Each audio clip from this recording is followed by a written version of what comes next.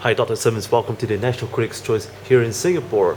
And please do tell us more about the latest edition that your whiskey company has come up with.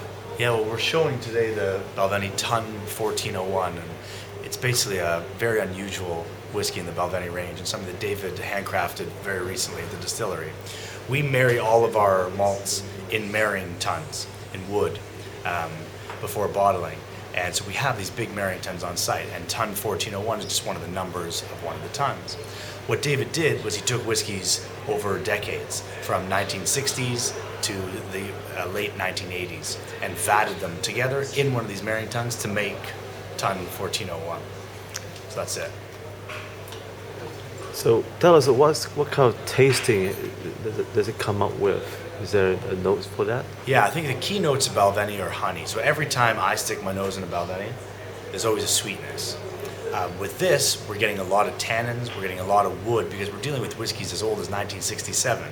So we're getting a lot of wood influence as well. So there is the sweetness, but then because we're vatting together of different ages, we end up with a very complex whiskey. So yes, there's cocoa and there's these things you expect from old whiskey. There's dark chocolate, but there's also this fresh fruitiness, chamomile and herbal sort of notes as well, and throughout this deep, rich woodiness as well. So we're talking about, again, an old whiskey, you're going to get a lot of wood extractives, which is part of why we have our own cooperage at the distillery, is to maintain the quality of those barrels that are going to influence the final whiskey. Can our fans locate you or your brand by via Facebook or Twitter by any chance? Yeah.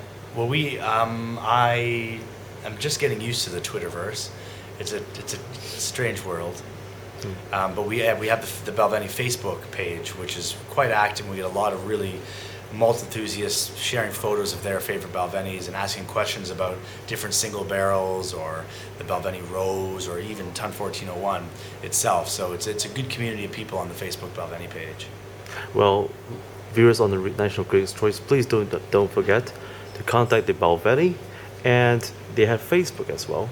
And unfortunately, I don't have a bottle yet, but we will soon send one to you for those who ask for it. Once again, thank you, Dr. Simmons, and thank you, viewers. Thank you.